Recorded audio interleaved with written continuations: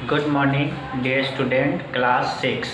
आज आप लोगों का मैथमेटिक्स है। मैथमेटिक्स में पहले समझाएंगे कि कौन चीज़ को कैसे लोकेट करना है, किसको क्या कहते हैं।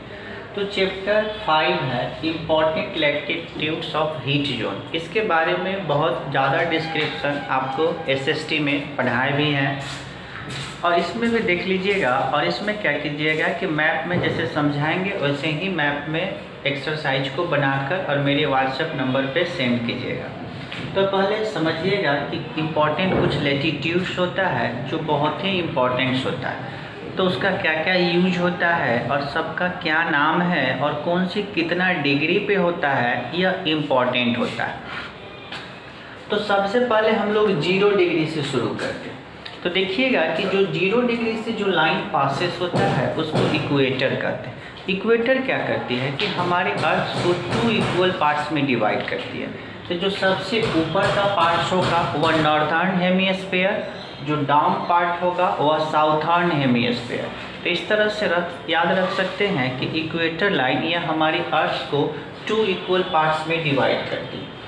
तो चलिए 2 इक्वल पार्ट्स में डिवाइड करती है। सबसे जो ऊपर होता है उसको हम लोग बोलते हैं नॉर्थ पोल और जो सबसे नीचे होता है उसको हम लोग बोलते हैं साउथ पोल।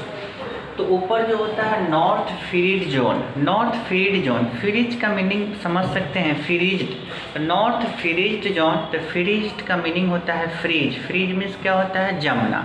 तो यह रीजन जो होता है वह क्या होता है, स्नो रीजन होता है, यानी हमेशा यह क्या होता है, बर्फ से ढका होता है। तो यहाँ पे भी सनलाइट जो पहुँचता है सन का वह स्लैंटिंग पहुँचता है। स्लैंटिंग का मतलब तिरछा। तो इस सब में क्या होता है कि बहुत टर्मिनेशन हो जाता है। डे रहता है तो 3 मंथ्स 4 मंथ्स डे ही रहता है, अगर नाइट रहता है तो 4 मंथ्स 5 मंथ्स नाइट ही रहता है। तो इसका कारण होता है रेवोल्यूशन ऑफ द अर्थ। अब आते हैं सेकेंड में नॉर्थ टेम्परेट जोन। तो नॉर्थ टेम्परेट जोन जो इधर बीच का एरिया होता है उसको हम लोग नॉर्थ टेम्परेट जोन कहते हैं।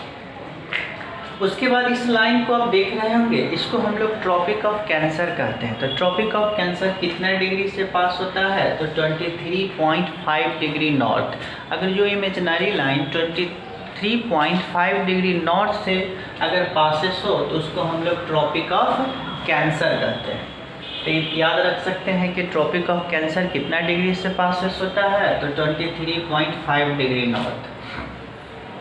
अब एक होता है ट्रॉपिक ऑफ कैप्रिकॉर्न। तो ट्रॉपिक ऑफ कैप्रिकॉर्न कितना डिग्री से पास होता है, तो 23.5 डिग्री साउथ। तो जो इमेजिनरी लाइन 23.5 डिग्री साउथ से पासेस हो तो उसको हम लोग ट्रॉपिक ऑफ क्या बोलते हैं, कैप्रिकॉर्न कहते हैं। तो यही याद रखिएगा कि ट्रॉपिक ऑफ कैंसर और ट्रॉपिक ऑफ कैप्रिकॉर्न के जो बीच का जो रीजन होता है इसको हम लोग टॉरिड जोन कहते हैं। टॉरिड जोन भी कहते हैं और हीट जोन भी कहते हैं। इस तरह से भी याद रख सकते हैं कि टॉरिड जोन या हीट जोन। यहाँ पे क्या होता है कि सन रेज जो होता है वो वर्टिकली आता है। वर्टिकली का मीनिंग है कि वह डायरेक्ट आता है। तो इसी रीजन में अफ्रीका आता है। अफ्रीका समझते होंगे कि और सबसे बड़ा डिजर्ट सहारा डिजर्ट जो अफ्रीका कंटिनेंट्स में ही है। तो याद रख सकते हैं कि सन, जैसे मान लीजिए सन है सपोज्ड है और इसका जो रे है वह डायरेक्ट अगर इसको रिफ्लेक्ट करता है तो यहाँ पे क्या होगा कि यह मोर अमाउंट में हीट को रिसीव करेगा और जैसे ही मोर अमाउंट में हीट को रिसीव करेगा तो यहाँ का टेम्परेचर हाई होगा। तो यह समझ में आया होगा। फिर नीचे आइएगा तो जो बीच का रीजन होता है इसको हम लोग कहते हैं साउथ टेम्परेट जोन, ठीक। जैसे और उसके बाद फिर नीचे वाला जो रीजन आइएगा इसको भी हम लोग बोलते हैं साउथ फ्रीड जोन।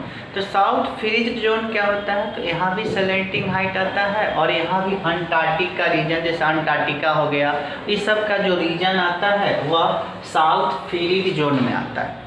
तो इस चाहे मोरमांस हो गया, रसिया का साइबेरिया रीजन हो गया, तो इस सब रसिया का जो भी साइबेरिया रीजन है वह नॉर्थ फ्रीज जोन में आएगा। यहाँ बहुत कोल्ड एरिया रहता है या कोल्ड रीजन रहता है। और साउथ फ्रीज जोन में अंटार्कटिका इस सब का रीजन लीजिएगा और यहाँ पे क्या होता है कि स्लैंटिंग हाइट आता है सन का और इसमें यहाँ पे ज़्यादा अमाउंट में यह सनलाइट को रिसीव नहीं करता।